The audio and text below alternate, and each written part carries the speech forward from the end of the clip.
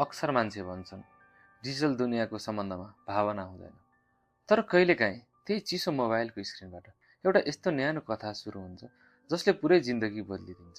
यो कथा पनि त्यस्तै छ, एउटा नभनिएको प्रेम र एउटा कहिल्यै नमिटिने यादको। उनीहरूको भेट टिकटकको एउटा सानो कमेन्ट सेक्सनबाट सुरु भएको थियो। आर्यन, जो शब्दहरूसँग खेल्न रुचाउँथ्यो, र प्रशंसा, जो शब्दहरूबाट टाढै बस्न खोज्ने एउटा शान्त स्वभावकी केटी।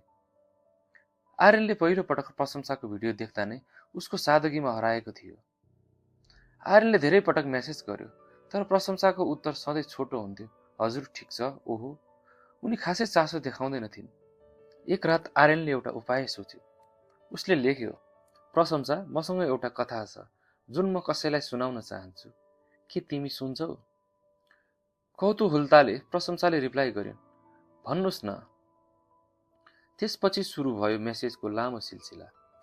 आर्यन आफ्नो जीवनको भोगाई, सङ्घर्ष र साना साना सपनाहरूका कथाका पात्र बनाएर सुनाउँथ्यो। प्रशंसा सुन्थिन् वा भनौँ पढ्थिन्। आर्यन धेरै बोल्न खोज्ने, प्रशंसा सुन्न मात्रै चाहने। आर्यन, तिमीलाई थाहा छ प्रशंसा, कहिलेकाहीँ मलाई लाग्छ यो जिन्दगी एउटा यस्तो लडाईँ हो जहाँ हामी जित्नका लागि होइन, केवल टिक्नका लागि लडिरहेका छौँ।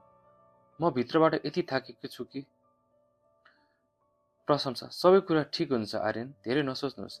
आर्यनलाई लाग्यो यो माया हो, तर प्रशंसाको मौनताले उनलाई सधैँ दोधारमा पार्थ्यो। एक दिन सानो कुरामा असमझदारी भयो। आर्यनले आफ्नो मनका कुरा पोख्यो, तर प्रशंसाले त्यसलाई गम्भीरतापूर्वक लिइनन्। उनी केही दिन हराइन्। आर्यन टुटिसकेको थियो। परिवारको जिम्मेवारी, आर्थिक सङ्घर्ष र अहिले यो एकतर्फी जस्तो देखिने सम्बन्ध। उसले एउटा अन्तिम मेसेज छोड्यो, आर्यन, सायद मेरो कथाहरूले तिमीलाई दिक्क लगाए होला। म अब तिम्रो मौनतालाई अझै दुखाउन चाहन्न। म यो जिन्दगीको लडाईँ एक्लै लड्ने कोसिस गर्नेछु। बिदा। त्यसको 2 महिनासम्म कुनै सम्पर्क भएन। आर्यनले सोचेको थियो प्रशंसा खुसी छिन्, तर एक साँझ उनको घरको ढोकामा एउटा कुरियर आयो। एउटा डायरी र एउटा सानो चिठी। चिठीमा लेखिएको थियो, आर्यन, मलाई बोल्न आउँदैन थियो।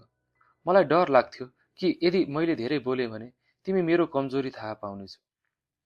तिमीलाई लाग्थ्यो म मौन छु, तर म तिम्रो हरेक शब्दमा आफ्नो डायरीमा उतारिरहेको हुन्थेँ। तिमी भन्थ्यौ नि तिमी एक्लै लडिरहेका छौ भनेर। तिमी गलत थियौ। तिमीले सुनाएका ती हरेक दुःखका कथाहरूमा म तिम्रो साथै रोइरहेको हुन्थेँ। आर्यनले डायरी पल्टायो। त्यहाँ उसको हरेक मेसेजको जवाब थियो, जुन प्रशंसाले कहिल्यै सेन्ड गर्ने आँट गरिनन्। डायरीको अन्तिम पानामा लेखिएको थियो, म तिमीलाई माया गर्छु, तर तिमी जस्तै शब्दमा सजाएर भन्न आउँदैन। जिन्दगीमा कहिलेकाहीँ मौनताको अर्थ चासो नहुनु मात्र हुँदैन। कोही कोही यस्ता हुन्छन् जो बाहिरबाट शान्त देखिए पनि भित्रभित्रै तपाईँका लागि प्रार्थना गरिरहेका हुन्छन्। सम्बन्धलाई शब्दले मात्र होइन, महसुसले पनि बुझ्ने कोसिस गर्नुहोस्, किनकि सबैभन्दा गहिरा भावनाहरू अक्सर नभनिएका हुन्छन्।